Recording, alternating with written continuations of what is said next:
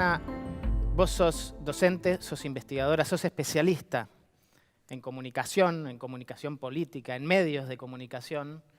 Así que bien sabes que todo lo que nosotros charlemos hoy, acá, ahora, sale a través de estas pantallas. Y a través de esa pantalla llegamos a la gente y tenemos que ser muy responsables porque todo lo que nosotros digamos va a influir y va a cambiar las decisiones que tome la gente que nos está viendo. Me parece que te voy a desilusionar, pero no es tan así. ¿Cómo no? No. Esa idea de que los medios son los que mueven nuestras cabezas y somos corderitos que vamos ahí bailando al ritmo que nos marca la publicidad, los medios, la información, fue una fantasía que se elaboró en el momento en que aparecen los medios de comunicación. Vos pensá que la gente venía de tener una plaza como máximo espacio de dispersión simultánea de noticias a encontrarse con la radio o con la televisión que le parecía que iba a llegar simultáneamente al mundo. Eso generó esa fantasía de que los medios iban a inocular, por eso se llamaba la teoría de la aguja hipodérmica, que los medios te inoculaban mensajes. A partir de hace 80 años más o menos empieza a investigarse esto. Esa fantasía nunca pudo ser demostrada empíricamente, pero es tan atractiva que muchas escuelas, especialmente las escuelas filosóficas o marxistas, se abrazaron a esa idea y empezaron a reflexionar. Y bueno, hacer un ensayo de eso es encantador, porque si tenés los medios al que echarle la culpa de todos los males, como que de alguna manera el poder político o el poder económico que quizás está detrás de la publicidad y todo queda eximido de culpa y cargo. Pero la guerra de los mundos, Orson Welles, la gente saltando de los balcones porque estaba escuchando un noticioso en donde estaban llegando los extraterrestres. Mira, eso es interesantísimo como un ejemplo de cómo un experimento se usa para decir una cosa o la contraria. Ese experimento que vos contás era el de Orson Welles. Un día dijo, bueno, voy a hacer que mi programa de radio tenga una ficción, pero la voy a hacer tan realista que la gente, si no está muy advertida, se enloquezca y salga por las calles a decir que efectivamente llegaron los extraterrestres. La persona que investigó qué había pasado con el experimento encuentra que solamente 1/3 de la gente creyó a pie juntilla lo que decía Orson Welles de que sí se venían los marcianos. 2/3 de la gente no lo creyó. 1/3 más o menos escuchó el programa de radio y vio que Orson Welles lo presentaba diciendo, bueno, vamos a hacer este pequeño paso de ficción. Y dijo, ok, es una de las tantas creatividades de este hombre. Otro no había escuchado eso, que es lo que te pasa en la radio, que vos captás y abre la ventana, verifica y dice, no pasa nada. Y ahí entiende que es una broma. Solo 1/3 empezó a sospechar de que sí, que podría ser una invasión marciana.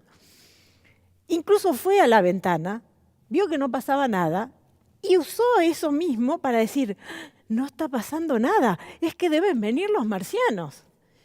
Y automáticamente empezó a reaccionar como que venían los marcianos a sacar sus cosas al auto, con lo cual los otros que estaban viendo por la ventana a ver qué pasaba dijeron, no, deben venir los marcianos. Lo más interesante de ese experimento, que cuando se empezó a indagar acerca de cuáles eran las personas que sí se habían comido el juego, eran personas muy religiosas, con poca educación y poco relacionadas con el mundo exterior. Estos son datos, esto se investigó, esto es un experimento que en el momento en que se estaba haciendo esto, hubo un señor que dijo, vamos a ver qué pasa con esto. Que es un tipo de investigación que nosotros en Latinoamérica no hacemos. Nosotros no hacemos investigación experimental en comunicación. Por eso también es el lugar donde más proliferan los mitos y estas fantasías acerca de lo que puede hacer la comunicación. Pero lo que es interesante de eso, que es un experimento que tiene 60, 70 años, es que quedó demostrado que la influencia de los medios no está en el medio en sí, sino en en la cabeza de esa persona. Cuanto más vulnerable es esa persona, mucho más influenciable es por los medios. Lo que pasó, por ejemplo, con el régimen nazi, en donde todo el régimen estaba al servicio, mejor dicho, todos los medios estaban al servicio del régimen, ocurría que también era que si no creías lo que decían los medios, venía uno con la pistola, te encañonaba y te llevaba a Auschwitz. O sea que el poder no era solo de la radio, el poder era que estaba montado en una estructura de represión, de coacción mucho mayor. Esto ya lo sabemos hace 70 años, es decir, que los medios son poderosos en la medida que se articulen con otras circunstancias. Y una circunstancia no menor es la ignorancia de los pueblos. Con lo cual, toda esta fantasía de que tenemos que decodificar los medios, tenemos que hacer que la gente aprenda qué le dicen los medios, es simplemente darle más educación. Cuando vos tenés una ciudadanía informada, una ciudadanía que tiene curiosidad por los diarios, que tiene curiosidad por la lectura, es poco probable que sea influenciada por los medios. No es casual, hay un índice súper interesante que mide la cantidad de diarios que leen los países. Los países que tienen mayores niveles de lectorado, es decir, se leen más de 600 diarios cada 1000 personas, son los países nórdicos. Los países del sur de Europa, Hungría, Polonia, Italia, tienen índices de lectura parecidos a los de nuestras sociedades, que son 60 o menos de lectura de diarios cada 1000 personas. 60 personas cada 1000 diarios leen los diarios. O más bajo, o mucho más bajo. Hay países en Latinoamérica que es menos de 10%. Pero que no lean los diarios significa que no se enteran de las noticias tampoco. Exactamente. Vos sabés que la mitad de los latinoamericanos jamás lee un diario en su vida. Y es apenas un 7% de gente que los lee todos los días. Es decir, que lo que nosotros nos encontramos es que, claro, en nuestras sociedades los medios tienen mucha importancia, pero no por los medios en sí, que además son bastante malos, sino porque la gente es mucho más vulnerable, tiene muchos menos elementos y mucha menos información de contraste. Y entonces, hay cosas que no entiendo. Primero, todos los medios que se compraron y todas las pantallas que se usaron para bajar mensajes durante los últimos años, nunca habían leído una teoría de la comunicación, no la sabían. ¿Qué pasa con eso? Un poco se relaciona con esto que te contaba, que encontrar en los medios el chivo expiatorio de todos los males es muy cómodo. También pasa que nuestros líderes políticos son de un narcisismo inconmensurable. Y muchas de las veces, justificando que era para informar a la población, lo que hacían era montar multimedios para exhibirse, para mostrarse, para él mismo verse, para verse en pantalla. Ahora, si vos lo analizás, en el caso de Venezuela, Venezuela prácticamente ya no quedan medios que no estén supeditados a la lógica del gobierno. Y Maduro es la persona más impopular del universo. Maduro es la persona que es el presidente que más tweets por día emite de todos los presidentes del mundo mundial. Y no tiene legitimidad. Al punto tal, este es un dato que a mí me encanta, Maduro tuiteando más de 40 tweets al día tiene menos seguidores que Chávez, que desde 2013 no pone un tweet. No tuitea más. Que a él se le siguen creciendo los seguidores. ¿Qué te quiero decir con esto? Venezuela es la prueba más triste y absurda de este control absoluto del sistema de medios y de información y su inutilidad. Lo que es terrible es que además son sistemas que alteran el sistema, porque ¿qué pasa? Cuando vos tenés estos medios subsidiados por el Estado, que lo habían hecho con el fin loable de que el Estado controlara. Claro que nosotros tenemos estados que generalmente están al servicio del gobernante de turno. Gobierno. Entonces, ¿quién nos hacía pensar que con los medios eso no iba a pasar?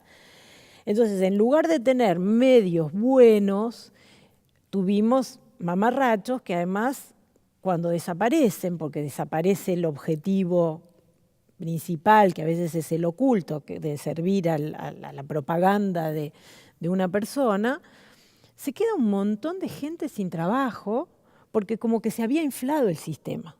¿Se entiende? Claro. Es decir, vos habías dimensionado diarios, radios, canales y le dabas este anabólico de la publicidad oficial para que dijera noticias en las que nadie creía, porque además estamos en sociedades que nadie lee noticias, con lo cual era un absurdo suponer que por el solo hecho de aumentar la oferta, vos ibas a hacer que gente que no lee el diario lo fuera a leer, como si alguien leyera por catarata, ¿no?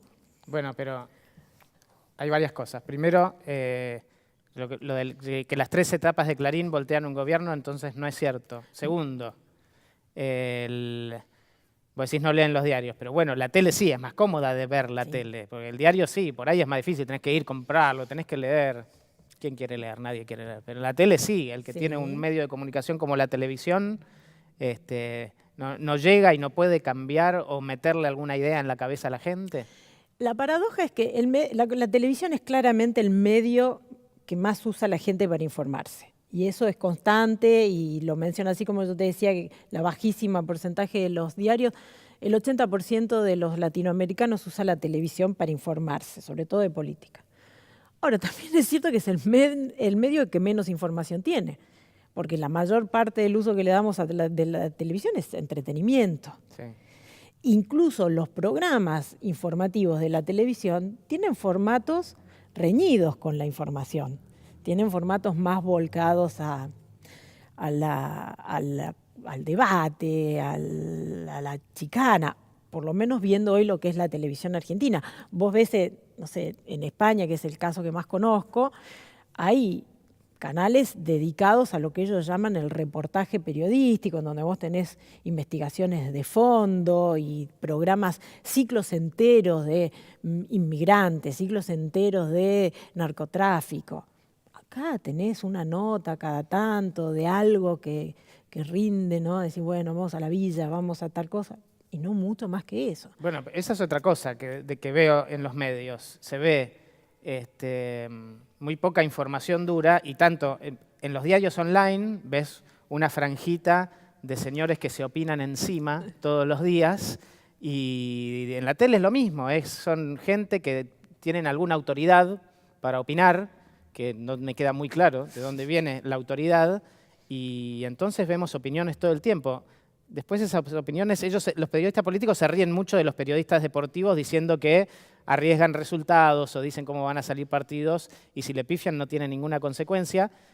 Y nos estamos pasando viendo elecciones en donde los periodistas políticos también le están pifiando y no, tampoco tiene ninguna consecuencia porque no es que es mucho más importante su trabajo que el del periodista deportivo, pero es toda opinión. Sí, bueno, y ahí eso está relacionado con por qué no se leen noticias. O sea, nosotros tenemos muchas noticias. Ahora, ¿le prestamos atención a esas noticias? No. ¿Y por qué no le prestamos atención? Porque la mayoría no son noticias, porque no nos interesan, no hablan de nosotros. ¿A mí qué me interesa el opinionismo de fulano de tal? Nosotros participamos en un estudio internacional que iba a desmenuzar las noticias de los diarios. Y nos encontramos... Tomamos cada país, es un estudio que se hizo en 30 países, y cada país tenía que tomar los 30 diarios de más circulación para entender la prensa referencial, la prensa que tiene más dinero para producir, es decir, la de más calidad. Y nosotros nos encontramos que aún en esos diarios de más calidad, el 58% de las noticias no tenían evidencias constatables de lo que estaban contando. Un 60% tenía menos de una fuente. Y generalmente esa fuente opinaba en cosas que le involucraban, o sea, tenía intereses en eso que decía. Con lo cual era opinión unilateral, argumentaciones del periodista no fundadas. En una muestra de muchas noticias durante 2 años, encontramos 1.6 notas que tenían investigación. ¿De qué hablaban las noticias? La mayoría de política, campaña, de todo este chiquitaje. Dimes y diretes. que dijo tal, que se presentó tal, que hizo el acto en tal. Ahora, temas como educación, transporte, vivienda, infraestructura, religión, problemas sociales, ninguno de esos temas en 2 años superó el 2% de la información general de esos diarios. Entonces ahí tenés la respuesta de por qué la gente no lee el diario, porque el diario no habla de ellos. El diario habla de unos señores que están en el poder, que dedican mucho dinero y esfuerzo y parte de su día a estar en las noticias, a producir noticias. Son como los grandes productores del momento, así como los medios van desapareciendo, se achican, no tienen espacios informativos, la política se ha convertido en el gran espectáculo. El asesor de Trump tiene una frase hermosa en la película, que el señor se llama Roger Stone, y dice: la política es el show business para la gente fea. Es como que la gente que no puede triunfar en el espectáculo porque no tiene... Sumar los periodistas políticos ahí también. Obviamente, porque forma parte del mismo esquema. O sea, gente que hubiera querido protagonizar una novela, se postula para una candidatura y se monta su telenovela gubernamental. Y te lo baja en cadena nacional, tienen sus programas, tienen sus periodistas políticos. Es como armar el Hollywood de la política perfecta.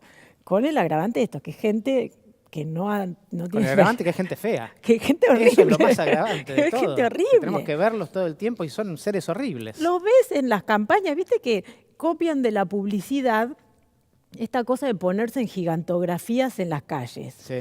Pero, señores, eso es para modelos bellas, ¿no? Para esas caras que no nacieron para ser fotografiadas. Informales. Sí, es absurdo pensar que eso es un atractivo. Y acá es donde ves que cómo se toma de la comunicación lo que te gusta. Si no, dicen, estos carteles funcionan. Sí, funcionan para megamodelos en donde vos te quedás mirando el cartel y decís, qué belleza, claro. ¿Qué me estará vendiendo? Pero cuando vos ves esas caras horribles, posiblemente te sueñes a la noche de pesadillas, no que le vayas a dar un voto por ese cartel. Volviendo un poco a cómo los medios influyen o no influyen o qué nos pueden meter en la cabeza o no, otra de la discusión es si los medios realmente te pueden poner temas en agenda. Una cosa del kirchnerismo que decía mucho es que no, te ponen temas en agenda, te lo ponen en agenda y entonces eso hackea o no al gobierno porque se ponen a discutir cosas que el gobierno no quiere discutir. ¿O es al revés, que el gobierno pone los temas en... ¿Quién marca la agenda? ¿Existe la agenda? La agenda como temario de los medios existe. Y ahí sí hay una influencia muy grande de la política, por esto que te digo que es hoy es el actor que más despliegue y que más dedicación le pone a todos los días generar noticias. Vos vas a ver que hasta el último intendente de la última localidad, de la última provincia argentina, tiene un jefe de prensa, se filma, tiene su canal de YouTube, su cuenta de Twitter y todo el tiempo está, ¿no? Es como el reality show de la gestión. Estamos inaugurando acá, estamos saliendo acá, o sea... Además tiene muy pocos seguidores. Porque a nadie le interesa eso. Esa es la agenda. Ahora, esa agenda que está en los medios no logra transferirse a la opinión pública. Por esto que te digo, para que un mensaje del medio influya a la persona, mínimamente esa persona tiene que verlo. Si vos no estás viendo eso, o lo estás viendo en este contexto como vemos los avisos de la propaganda electoral, uno atrás del otro, diciendo, hola, ¿qué tal? Soy yo, y otro, hola, ¿qué tal? Soy yo. No entendés nada, no registrás nada. Entonces, si no hay atención a esa agenda, no puede haber nunca transferencia de agenda. Con lo cual, los medios tienen una agenda. Ahora, que se instale en la opinión pública, si es que en estas épocas de redes y burbujas informativas podemos seguir hablando de un concepto como la opinión pública pensado para el siglo XIX. Claro. Y dos cosas. Esto tiene que ver entonces con que en los diarios y en los medios importantes se están conociendo muchas noticias sobre la corrupción del gobierno kirchnerista y acaba de empatar con el candidato oficialista. Sí. O sea que esa información de corrupción no les está importando o no les está llegando. ¿O las dos cosas? ¿O no tiene importancia?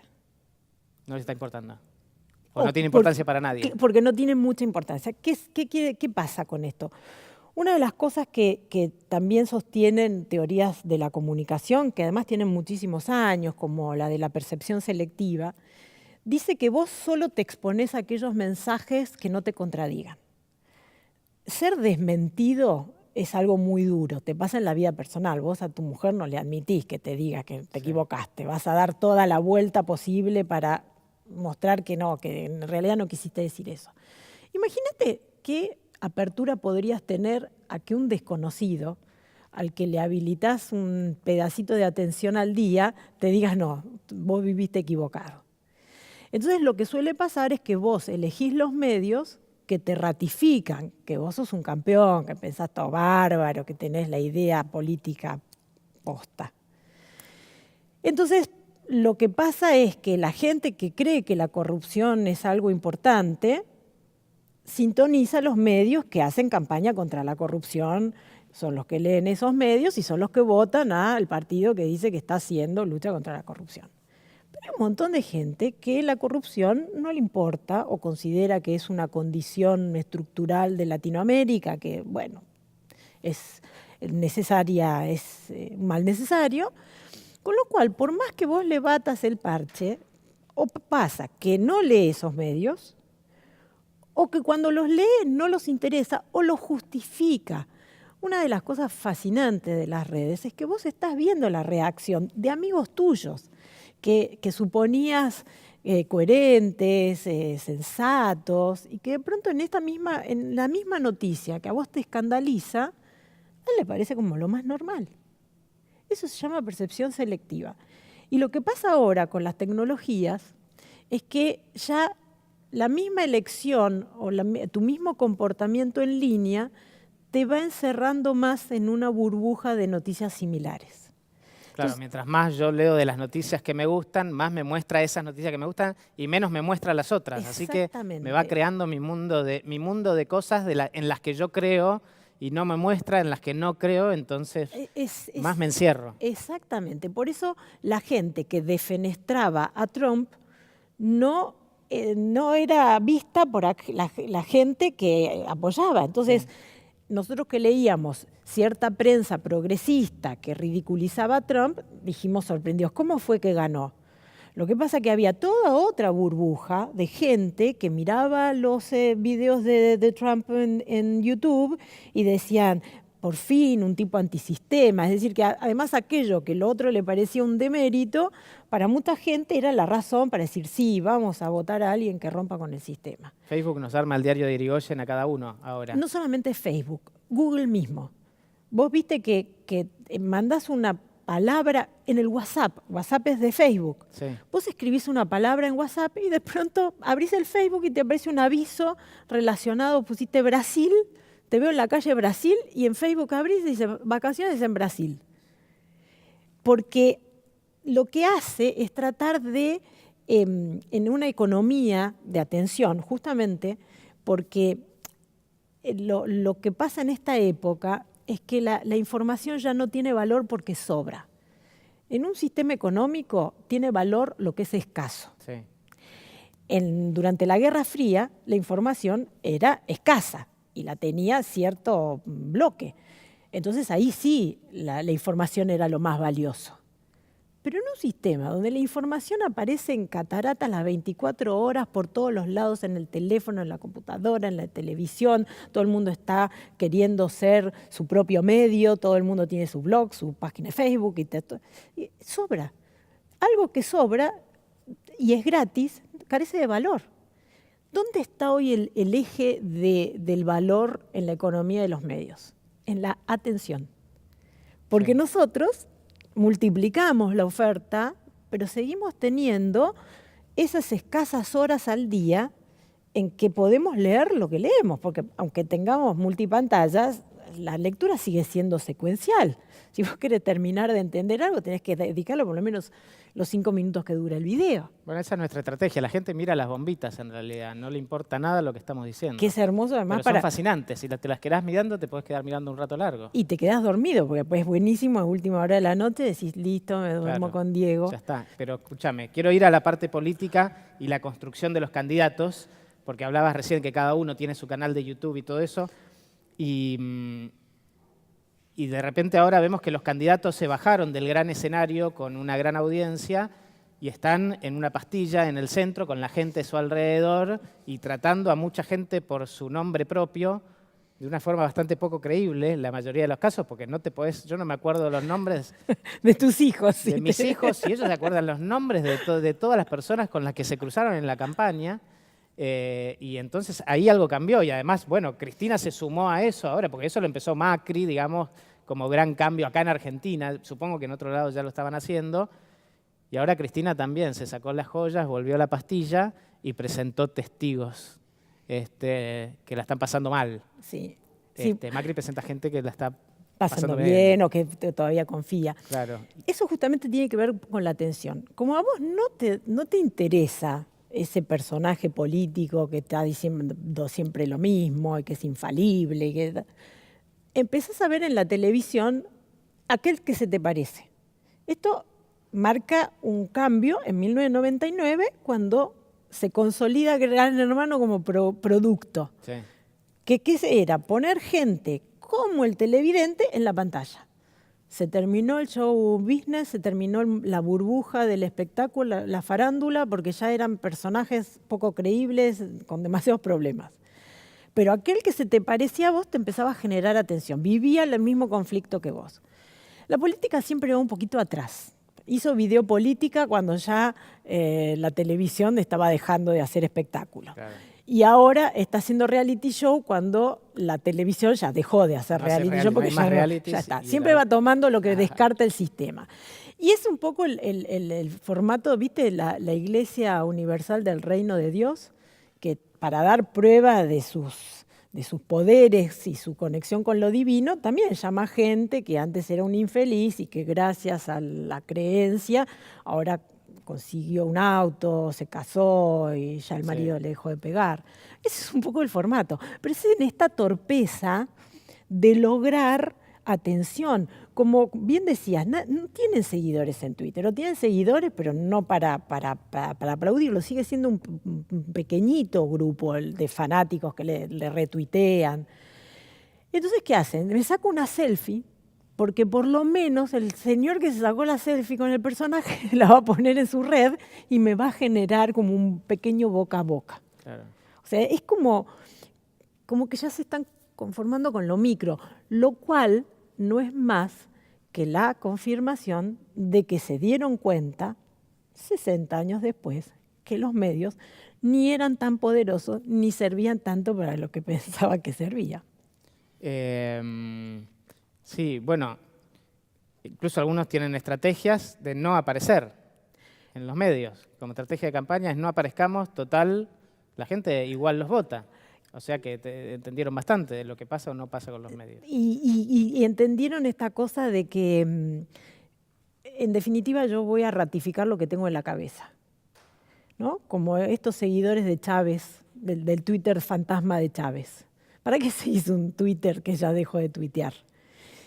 Por la mística, por el recuerdo, porque por ahí si en algún momento se comunica con él más allá, yo lo tengo en mi Twitter. Es todo emotivo, en definitiva es todo emotivo. Exactamente. Y fíjate vos que ahora empezamos a hablar de las neurociencias, porque estamos cerrando una etapa, un ciclo de pensamiento que empezó con Descartes y pienso, luego existo, que generó durante varios siglos esta idea de que el hombre era un ser racional. La Ilustración se basó en esta idea del racionalismo. Sí. Y muchas de nuestras ideologías políticas todavía están aferradas a esto. Ahora, ya Aristóteles decía que el hombre se movía por sus emociones, por sus pulsiones. Y justamente la hibris de la que hablaban los griegos era lo que hacía la diferencia entre las personas. El ardor. Ese fuego vital. Sí. Y incluso en el teatro era lo que quería que se mostraran los personajes. Por eso además ese teatro clásico sigue teniendo vigencia, porque iba a esa emocionalidad que es una constante en el ser humano. La diferencia es que ahora vos tenés la capacidad de enchufar electrodos a la cabeza y ver cómo reacciona el cerebro a esos estímulos. Con lo cual, muchos de estos ensayos, ¿no?, que hablaban de los efectos y de todos estos empiezan a desmoronarse, porque vos tenés posibilidades de estar midiendo qué le pasa en el cerebro a las personas. Y ahí es donde empieza esta neurociencia a aportar a la comunicación datos como esto, que uno trabaja con marcos conceptuales, que el preconcepto, el estereotipo, que viste que ahora también la gente que no entiende mucho del asunto dice, ay, vamos a derribar los estereotipos. Los estereotipos son un recurso de economía mental. Nosotros no podemos estar todo el tiempo recibiendo todos los estímulos, no como el Aleph borgiano, sí, viendo todo porque nos volveríamos locos. Nuestra cabeza elige y clasifica. El estereotipo es una forma de clasificación como la es el lenguaje. Porque vos necesitás decir, hace frío, hace calor, esto es bueno, esto es malo, esto es peligroso, esto no es peligroso, para salir al mundo. De alguna manera, hoy se entiende que esos estereotipos, esas estructuras mentales, no se cambian con el mensaje. El mensaje es el síntoma de ese estereotipo, no la consecuencia. Entonces, fíjate que hay mucha gente diciendo, bueno, no hablemos más, no llamemos más gordos a los gordos que se enojan y es estigmatizante. Entonces los empezamos a llamar señores con exceso de grasa corporal. ¿Y la diferencia? No, en el fondo de nuestra cabeza decimos, es un gordo. Pero la corrección política te dice, no, vamos a decir señor con exceso de grasa corporal, que así siente que merece vivir como cualquiera de nosotros que somos bien pensantes. Y ahora que tenemos las redes, ahora que podemos saber mucho más qué es lo que está pensando, qué es lo que está queriendo el otro y todos los millones de otros que somos todos, ¿qué pasa con las encuestas? ¿Por qué siguen funcionando o funcionan mal las encuestas? Después de cada elección nos sorprendemos con lo que la pifian las encuestas. Bueno, pasó con las PASO ahora hace poquito, esta semana, que todos daban a Cristina, la mayoría daba por ganadora a Cristina, ahora parece que hay un empate técnico. Y si se supone que tenemos más información, ¿cómo es que no podemos tener un dato más preciso de eso? Y eso es otro síntoma de la crisis de todo ese sistema del siglo XIX que estamos tratando de sostener, ¿no? Los medios, tal como los conocemos, aparecen en el siglo XIX con los diarios, aparece la democracia como sistema, basada, digamos, apoyada también en parte en los medios para la comunicación política, y en esta construcción de la opinión pública. Todo eso hoy está resquebrajado por esta idea de que la opinión pública suponía un gran grupo homogéneo pensando más o menos, ¿no?, como un pensamiento promedio.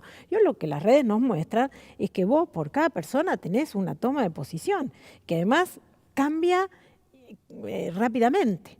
Es decir, que no puedes ni siquiera establecer estas variables, aun cuando las encuestas pudieran medir estas cuestiones.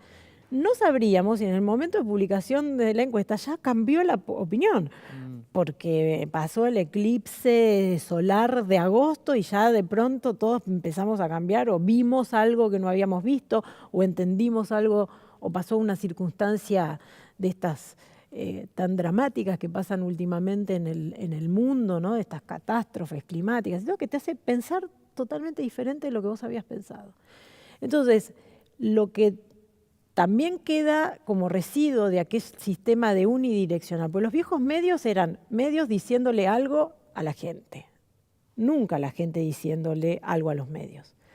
Hoy las redes lo que te permiten es que la comunicación fluya, no quiero decir horizontal, porque todavía el que tiene poder, tiene poder. Sí. Una es la noticia y otra es el comentario de abajo, son dos cosas distintas. Claro, pero yo podría estar interactuando con eso. Yo podría estar viendo en tiempo real si la noticia que yo publiqué fue entendida, no fue entendida, si le gustó, si no le gustó. Los comentarios son fabulosos, son de una inteligencia social que no le veo yo a muchas de las noticias. Lo que pasa es que el periodista todavía sigue pensando que es ese personaje del siglo XIX que va a iluminar, y acá se relaciona con lo del opinionismo, ¿viste? No, yo tengo la posta y te voy a decir algo que vos no sabés. Y lo que estamos entrando es en sociedades como mucho más, por un lado, individualistas, lo cual va en contra de esta idea de masa homogénea, y no está mal pensar que ahora cada persona puede empezar a marcar una diferencia, ¿sí? Y decir, mira, yo esto, pero no tanto lo otro.